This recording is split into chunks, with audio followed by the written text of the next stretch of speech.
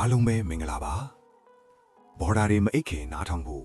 ဒီတိတ်ရင်ဖို့ဇလန့်ကောင်းလေးတွေယူဆောင်လာတဲ့ Before You Sleep ကကြိုဆိုပါတယ် ညနေခင်းလေးတစ်ခုနေကြီးဖြော့ဖြော့ကတစ်ပင်အုပ်များချပျောက်ကွယ်လူနီးအချိန်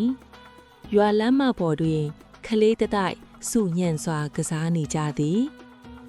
နေဝင်မိုးချုပ်ရင်အပြစ်မထွက်နဲ့ဘီလူးမှဖမ်းတတ်တယ်ဆိုသည့်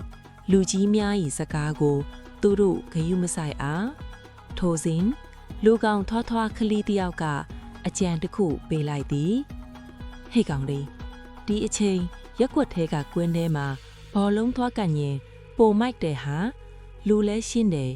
ဟုအော်ပြောလိုက်ရာအားလုံးကသဘောတူပြီးရွာပင်ဘက်ကကွင်းစီသို့ပြေးသွားကြတော့ပြီ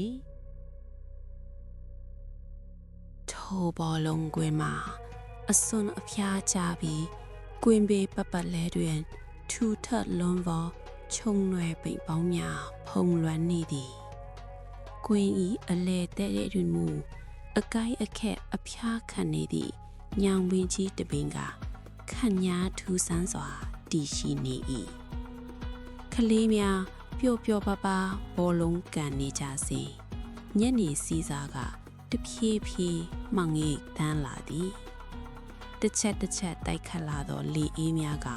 ကြောချမ်းစရာကောင်းလာတော့လေကလေးတို့ဘာသာပျော်မြူနေကြစေ